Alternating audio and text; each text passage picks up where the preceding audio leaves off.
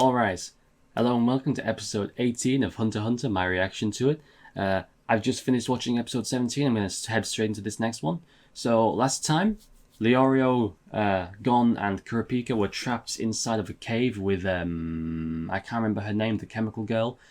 The snake charmer set a trap of snakes, believe it or not, I know, crazy, but he died. I think it might have been because of the girl's chemicals, but I'm not really sure at the moment, we'll have to see. But yeah, he's fucking dead. He's as dead as you can be. He's like off in the corner, eyes blank, pale, looking like me almost. He's dead. He's gone. His soul has left his body. He's gone to hell, and he's dead. So yeah, we're stuck in this situation now. We need to get out. We need to get past the snakes. And how are we gonna do that? There are a few options. If by some miracle Killua arrives, he's immune to poison, so that's an option. Although again, that would be an absolute miracle if he happened to arrive. They could also use fire potentially. I don't know much about snakes, but I assume they do fucking hate fire and burn to death like all other living creatures. Just a guess there. I don't like being burned to death, so I assume they don't either. So that could work. There's also the chemical girl. She could use her chemicals to chemicalize the snakes, but that's risky because they're in an enclosed environment, so if the chemicals start spreading, everyone else could be affected by it. You could also just not be a little bitch and walk through the snakes. You would die, but at least you die not being a little bitch. So yeah, as we all know, looking good is important, even if you fucking die a horrible death doing it. We learned that from that one guy who completed phase 3 and died through afterwards. That's clearly the way you're supposed to do things. And yeah, off the top of my head, I can't think of any other ways you could get out of this situation. I guess you could dig another way out, but that would be going under the assumption you had a way to dig away another way out, which I assume that we do not. I believe they left Leorio's medical supplies outside. I could be wrong about that, but I think they did. Which could be a problem if someone steals the stuff from inside, because he kept his badge in there. But yeah, I'm going to go into the episode because, yeah, I want to see what's going to happen next. And I believe we have less than 1 day left, and only one person now needs to get their badge, which is Leorio. So I have to assume this is the final episode. If this isn't the final episode, then I would be very surprised, because everyone except for Leorio has enough points to get through to the next round. And we've got less than 1 day left before the time limit is up, so as far as I'm concerned, this has to be the final episode. So let's just get straight into it.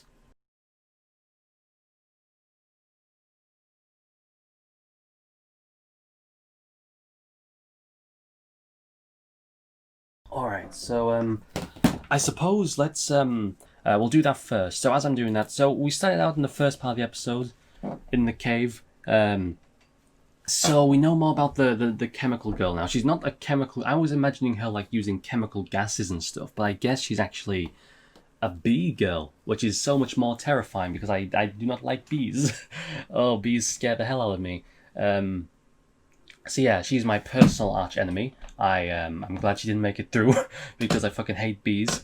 And yeah, and then Gon was really the MVP of this episode, no doubt.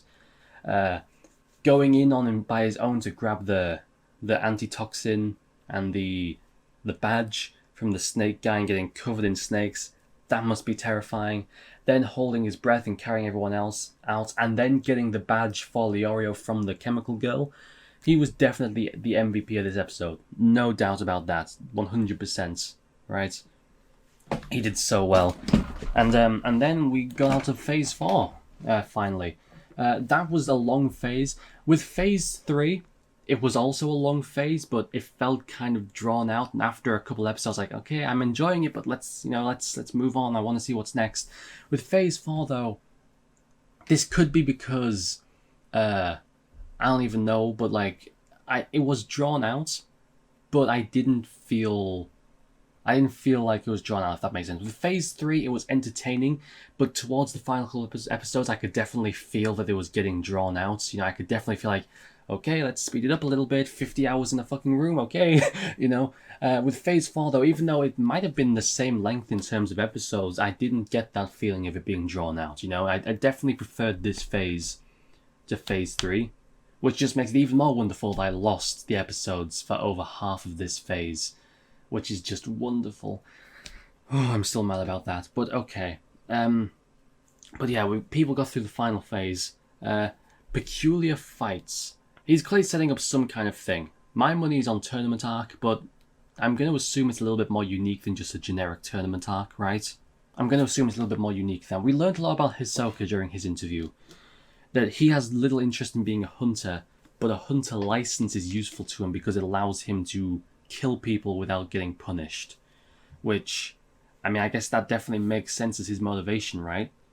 I wonder if, because there's two possibilities. Possibility one, he has his bloodlust, right? He likes killing people.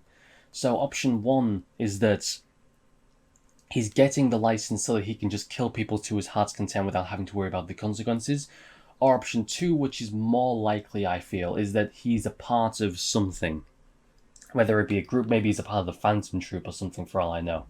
He's a part of some group, or he has some kind of goal, and he's a villain and he will need to kill people for his villainous group. And so being a hunter and having a hunter's license would be very beneficial for that because it would allow him to kill people without being punished for it. And that would be extremely beneficial for someone who is a part of some villainous group, right? It would be extremely beneficial to be able to do that. I wonder if you can lose your hunting license, right? So the hunting license gives you the opportunity to just kill without getting in trouble for it. But if you're a hunter and you just go and massacre an entire city for no reason, right? Like, are they going to let you keep your hunter's license after that? Like, surely there has to be a limit, right? Where, like, if you wipe out an entire town of innocent people for no reason, like, surely they can't let you keep your license after that, right? Like, there has to be some kind of limit to where if you go too far, you have your license revoked. Unless there's not. If there's not, I would be surprised, but also very intrigued by the possibilities of that in regards to characters. Because I could see a lot of, like, commentary on, like, the society of this world if the hunters are just allowed free reign to do whatever the hell they want without consequences. That could make for some very interesting stuff. But I have to imagine there's some kind of limit, right? There has to be some way to revoke someone's hunting license, I'm sure. I imagine there must be a way. But yeah, let's go over these interviews and see the answers they give, because I want to talk about each one individually. Which of the other 8 are you keeping an eye on? 99, Killua. He's interested in Killua. It's interesting that he's taken more of an interest in Killua than Gon. That's very interesting. It makes sense. Definitely makes sense. So, he wants to know who they're most interested in and who they would least like to fight. So, if he is setting up a tournament, right, or something like that, or even just 1v1 fights, would he do that based on having people who want to fight each other fight? Or would he do the opposite, where he takes people who don't want to fight each other and makes them fight? Because I feel like that would be far more interesting. But that also means we might get Gon versus Hisoka, potentially. But then if he says he doesn't want to fight Gon, well then immediately in the chairman's mind, oh, this intimidating guy that everyone's afraid of, he doesn't want to fight Gon. So that would be the perfect matchup, right? In his mind, I could understand that being the case. So we could get Gon versus Hisoka. And if we get Gon versus Hisoka in the tournaments, I don't see Gon winning that. The only way that Gon could win that fight in my mind is if the tournament had very specific rules, right? If it was like you beat your opponent via knockout or submission, or via ring out, or this and that. Like, if it had a very specific set of rules, I could see a situation in which Gon would be able to manipulate the rules using his very crafty, intelligent mind and get a technical victory via manipulation of the rules. But I don't think that's going to happen, right? Because that doesn't seem like Gon. Gon seems like the character who wants to beat his opponent, not just win. You know what I mean? Like, he doesn't want to just win. The perfect example is what just happened in the last couple episodes. He got the badge from Hisoka, but he got it because Hisoka let him. He didn't beat Hisoka. Hisoka let him win, right? Gon does not like, it seems, winning via technicalities. He wants to beat his opponent. He wants to, be strong and prove he's the best and all that good stuff. So I suppose it would be possible for Gon to win via manipulation of the rules, but I just don't see him doing that because he seems like the kind of character who would want to beat his opponents, not just win via technicality. And secondly, because I just don't see him beating Hisoka. If he can't win via abuse of the rules, which I don't think he would do, I just don't see a way in which he can beat him. He's just not on that level yet. I just do not see a way in which Gon can win that fight. Outside of manipulation of the rules, which I don't think he would do because he just doesn't seem like that kind of character. Right? Okay, so let's move on. Next guy. So, after Hisoka, it was... Oh, and then the person who would most like to fight is you. Yeah, I'd be interested in seeing that fight. But the old man is not intimidated at all. Okay, I feel like... Think about how ridiculously powerful Killua has been shown to be. Like, think of it this way. One of those brothers full power kicked Killua in the stomach, right? Oh, like, I'm just imagining that. I'm just imagining that, like, getting like a fucking spin kick to the stomach would be so painful. And he took one from a guy who made it to phase 4, right? He must be strong if he's made it this far. Full on, like, spinning kick to the stomach, no blocking, no getting out of the way, just boom, direct hit. So much so that it sent him flying, and he wasn't even bothered by it. So the guy who can take a spinning full power kick, powerful enough to knock him back several meters without even being phased at all, he was writhing in pain after successfully landing a hit on this guy. So just think about that.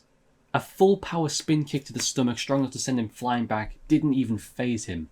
But successfully landing a hit on the chairman caused him agonizing pain.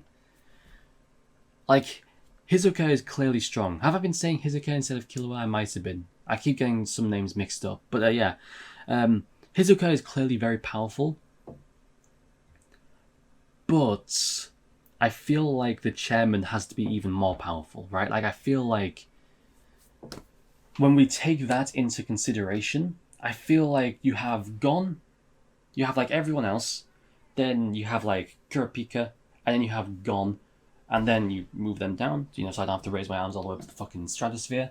You have Gon, and then above him you have Kurapika, and then above him you have maybe above him, maybe around the same level, but still above him you have Hisoka, and then way up you have this guy. I feel like he's still on another level from everyone else. Like, that's just the vibe I'm getting right now. Okay, next we have the Hunter guy. This is a guy I predicted was going to make it through. He's watching out for 404. Yeah. He doesn't want to fight him. Oh no, he's looking out for him. Okay, so he's got... Okay, so he's asking who you're most interested in and who do you not want to fight. Okay. He's most interested in Kurapika and he doesn't want to fight Hisoka.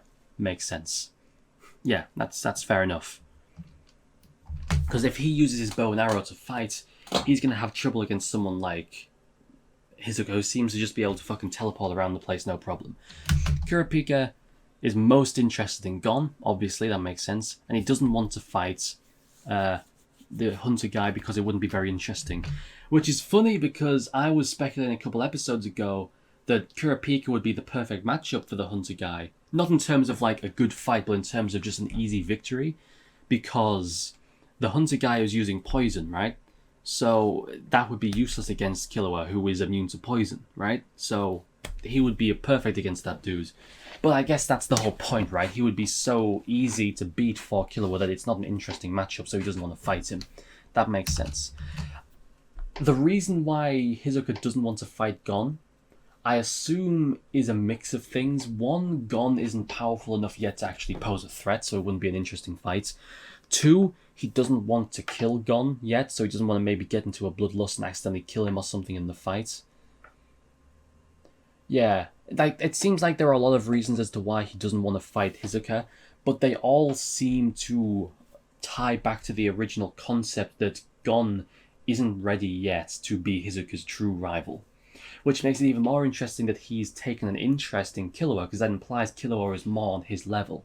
I still think Hisoka is definitely stronger, but the fact that out of everyone, Hisoka took an interest in Gon I mean, in Killua, sorry. That's very interesting. Like, there's a lot of people here, but he took an interest in him. But what if he's not taking an interest in him because of power, but because of mentality? I have pointed out there's similarities between Hisoka and Killua, right? Hisoka kills a guy because he bumps into him. Killua kills a guy because he bumps into him. I don't think Killua is nearly as evil as Hisoka is. Definitely not. But maybe Hisoka has taken an interest in him not because of his power, but because he sees a similarity in the mentality and thinks that he can mold him to go down the same path that he has, perhaps. Interesting. Okay, next up we've got the martial arts master. This is another guy I thought would be able to make it through. He's got his eye on Hisoka, which is interesting. I suppose he has that martial arts mentality, right, of wanting to fight the strongest opponent and really prove yourself. And he's least interested in Killua and Gon because they're just children. Interesting that he doesn't count Kurapika as a child. I guess Kurapika is a lot older than them, so maybe he's like 17, 18-ish. He's most interested in Killua as well, the pinhead guy. And he doesn't want to fight Hisoka. Makes sense because Hisoka's a teammate. Gon is... I just want to point out, actually, Pinhead guy... Okay, so why did Pinhead guy... If we assume that Pinhead guy is in disguise for a reason, why did he come out of his disguise? Like, let's just think about that for a second. Other than just to show the audience that he is in disguise, what purpose would he have for going in disguise? Maybe it's uncomfortable for him. Maybe it's painful for him to be in disguise, and so he took all the pins out so that he could go to sleep and relax. That makes sense. That would be, I think, the most likely option, is that being in disguise with all those pins is painful for him. So when he wanted to have a rest, he took the pins out so that he could relax. That would make sense. I think that's the most likely option. Gon is most interested in Hisoka. That makes sense. And then Hanzo. He's most interested in Hisoka. Makes sense. He's the most dangerous one here. And he's also the one he would least want to fight. Okay, interesting. And then Kurapika. He's interested in Gon. Again, makes sense. And Hisoka. Again, makes sense. He would be fine with fighting anyone, but he'd prefer... Okay, I see. Yep, Okay, so looking at all the people who made it through, I originally, when I reacted to 114, when I reacted to 14, I made like a list of the people... In my head, I didn't write it down, sadly, but I made a list of the people I expected to make it through this phase. All of the people who did make it through are people I predicted would make it through. But not everyone I predicted would make it through made it through. I predicted more people would make it through than actually did make it through. So, yeah. So everyone who got through was someone I thought would get through, but not everyone I thought would get through got through, which I'm sure, yeah, makes sense, right? Oh. But yeah, lots of interesting stuff in this episode. I assume we have to get into like a tournament next, right? Something along those lines. That just sounds right. In which case, let's think. Hisoka versus either Killua or Gon would make sense. Who would Hanzo go up against? I don't know. I feel like it would make sense for one of our guys to fight each other, like Kurapika versus Leorio. Kurapika versus Leorio, that would be good. Because that fight has kind of been hinted at a little bit since episode 1, right? So that would be a good fight. So that would be a good, interesting match to have them against each other. I want to see the martial arts guy in action as well. He would be interesting to watch, because I'm obviously, obviously I say that as if any of you would ever fucking know, but I'm a big martial arts fan myself. I love UFC, MMA. I'm interested to see what happens next. I want to see what happens next. I want to see if there's a tournament, is it 1v1 fights and whoever... Because if it's a tournament, that would... Okay, if it's a tournament, there would either have to be only one winner of the test, or... it would have to be a cutoff point. Like anyone who makes it to the semi-finals gets to become a hunter, right? That would be a cutoff point. Like anyone who makes it to this round, not this round, so anyone who makes it to this round in the tournament becomes a hunter, and then everything after that is maybe the winner gets a special reward or something like that. Assuming that we get multiple people becoming hunters this year. I feel like Hanzo is a shoo-in to become a hunter. Like for some reason, out of all of them, the one that for me seems most likely to succeed, other than Hisoka, because I still feel Hisoka is definitely going to win. That's just, it just feels natural that he would win, right? It feels like the natural course of events. But excluding him and maybe Pinhead Guy, I guess. Oh, I forgot about Pinhead Guy. Who's he gonna fight? But sorry, that's a completely different conversation. Hanzo, I think other than Hizuka, I think Hanzo is the most likely to succeed and become a hunter. He just gives those vibes to me. We haven't really seen what he's capable yet, but he seems really strong. But yeah, I'm going to take a break now. I could probably talk for another 5 or 10 minutes if I wanted to, but I need to go have a meal. So, yeah. I'm interested to see what happens next. I'm really excited for the next few episodes. Ooh! I'll finish off today. Thank you for watching. Like and subscribe. I will share the video. I will share the video. Share the video if you want to, because it'll be really helpful. And I will see you in the next episode. Bye-bye.